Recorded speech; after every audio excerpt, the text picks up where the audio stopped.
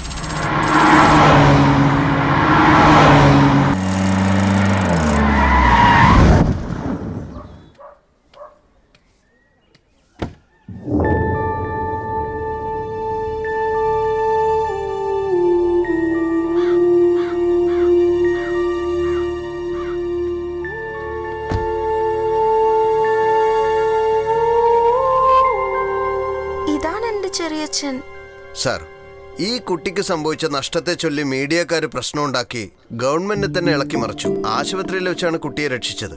നിങ്ങൾ വന്ന് കുട്ടിയെ ഒന്ന് നോക്കി പോലുമില്ല. ഗവൺമെന്റ് ഒരു ഹോമിലേക്ക് പറഞ്ഞയക്കാൻ നിൽക്കുമായിരുന്നു. എന്നാൽ ഈ കുട്ടിയോ തന്റെ ചിറ്റപ്പന്റെ കൂടെ നിൽക്കുള്ളൂ എന്ന് പറയുന്നു. അതുകൊണ്ടാണ് ഇങ്ങോട്ട് വിളിച്ചോണ്ട് വന്നത്. ഇപ്പൊ ഇവിടെ പഠിപ്പിച്ച് വലുതാക്കി ഒരാളാക്കി എടുക്കണമെങ്കിൽ എന്തുമാത്രം ചെലവാകുമെന്ന് ഇവക്കറിയില്ല. ഇവിടെ ഞങ്ങൾ ജീവിക്കാൻ തന്നെ പാടുപെടുക. ഈ അവസ്ഥയിൽ ഇവളെ കൂടെ നോക്കുന്ന ബുദ്ധിമുട്ടാ. ഇവിടെ നിങ്ങൾ കൂട്ടിക്കൊണ്ടുപോയി ഏതെങ്കിലും അനാഥാലയത്തിൽ കൊണ്ടുവന്ന. അങ്ങനെയെങ്കിൽ ഈ കുട്ടിയെ ഞങ്ങൾക്ക് വളർത്താൻ പറ്റില്ലെന്ന് ഈ പേപ്പറിൽ എഴുതി ഒപ്പിട്ട് തരൂ.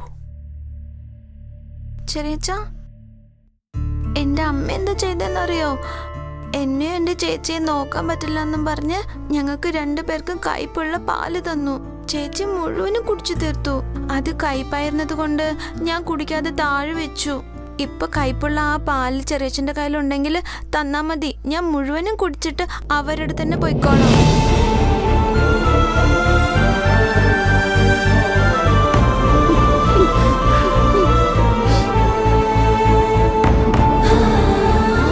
പുരുഷോത്തമ, അത് പെൺകുട്ടിയാടാ.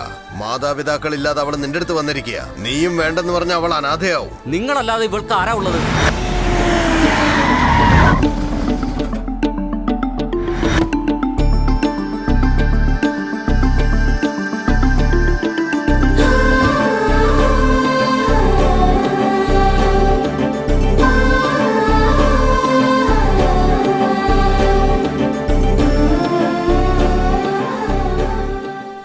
ഞാൻ ദത്തെടുത്തോളാം. അതിന്റെ പ്രൊസീജിയറും ഫോർമാലിറ്റീസും ഞാൻ നോക്കിക്കോളാം. നിങ്ങൾ ഈ കുട്ടിയുടെ ബന്ധുവാണോ? ആത്മാഭിമാനത്തോടെ വന്നിരിക്കുന്നത്. ഇവിടെ ബന്ധങ്ങൾക്ക് എന്ത് വിലയുള്ളത്? നിങ്ങളുടെ കുട്ടികൾക്ക് കൊടുക്കുന്ന പരിഗണന ഈ കുട്ടിക്ക് നിങ്ങൾ കൊടുക്കേണ്ടി വരും. എനിക്ക് മക്കളില്ല സാറേ. എനിക്കുള്ളതെല്ലാം ഇവൾക്കാ. അങ്കിൾ, എന്നെ പഠിപ്പിക്കാനുള്ള കാശൊക്കെ അങ്കിളുടെ കയ്യിലുണ്ടോ? ഉണ്ട് മോളെ. എത്ര ഉണ്ടാവും? ഒരു 500 കോടി. അത് കുറവാണെങ്കിൽ പറയണേ. ഇനി സമ്പാദിച്ച് ഒരുപാട് കാശ് തരാം. എനിക്ക് അത് തന്നെ മതി. പക്ഷെ എന്റെ ചേട്ടനെ പഠിപ്പിക്കാൻ എന്റെ ചെറിയച്ഛന്റെ കയ്യിൽ കാശൊന്നുമില്ല. അങ്കിള് കൊടുക്കോ?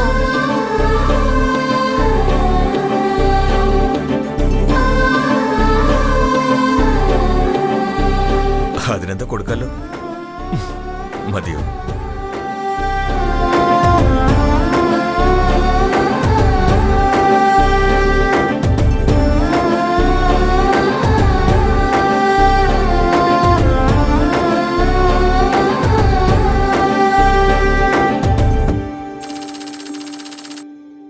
Sure, sir. I'll definitely take care of her. Thank you so much ma'am. You're welcome. മോളെ, ഞാൻ നിന്നെ എന്നും ഫോൺ വിളിക്കാം. എത്ര ബിസി ആണെങ്കിലും എല്ലാ ആഴ്ചയിലും നിന്നെ കാണാനും വരാം. നിനക്ക് എന്ത് ആവശ്യമുണ്ടെങ്കിലും എന്നെ വിളിക്കണേ കേട്ടോ മോളെ. ശരി uncle. Bye. Bye. Thanks madam. It's okay, sir.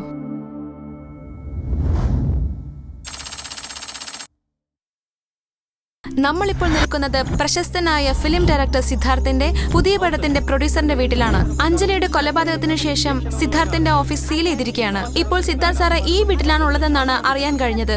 വൈകാതെ തന്നെ സിദ്ധാർത്ഥിനെ അറസ്റ്റ് ചെയ്യുമെന്ന് പ്രതീക്ഷിക്കാം. അറസ്റ്റ് ചെയ്തല്ലേ ഉള്ളൂ, ശിക്ഷയൊന്നും കിട്ടിയിട്ടില്ലല്ലോ. വെറുതെ വിടാൻ ഇതെന്താ പെറ്റി കേസാണോ? മർഡർ കേസാണ്. പിന്നെ മർഡർ കേസ്. കൊല നടന്നെന്ന് പറയുന്നു, പക്ഷെ അത് ചെയ്തത് ഡയറക്ടറാണെന്ന് ആരും പറയുന്നില്ലല്ലോ.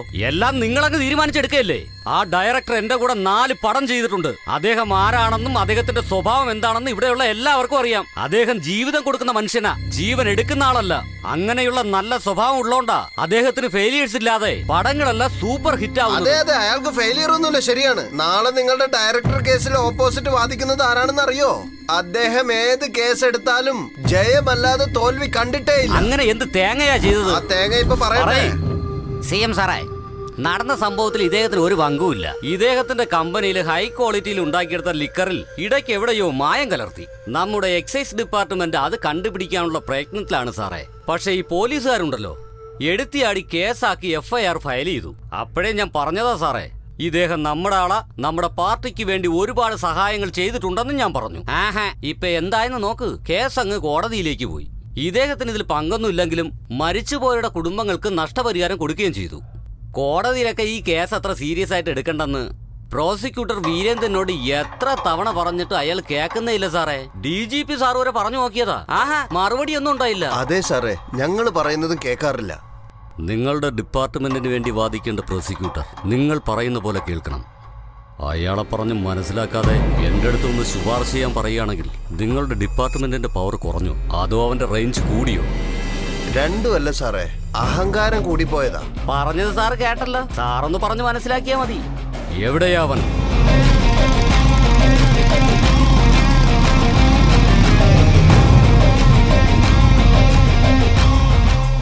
അല്ല, നീയാണോ വീരേന്ദ്രൻ? അതെ സർ.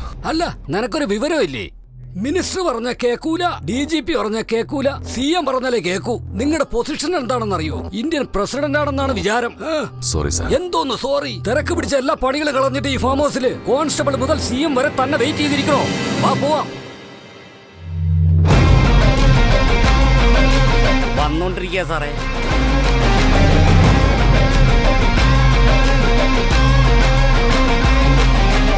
അല്ലടോ, ഇദ്ദേഹത്തിന് ഈ കേസിൽ പങ്കില്ല എന്ന് പറഞ്ഞിട്ട് തനിക്കെന്താടോ ഈ കേസിൽ ഇത്ര ഇൻട്രസ്റ്റ്? ആര് പറഞ്ഞാലും താൻ കേൾക്കില്ലേ? അഹങ്കാരമാണ് സാറേ അവനൊക്കെ.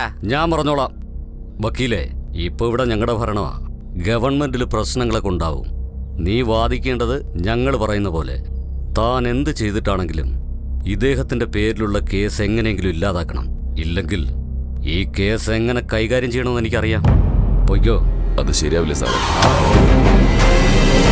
ഞാനൊരു കേസ് അറ്റൻഡ് ചെയ്യാൻ തീരുമാനിച്ചു കഴിഞ്ഞാൽ പിന്നെ അതിൽ മാറ്റം ഉണ്ടാവാറില്ല.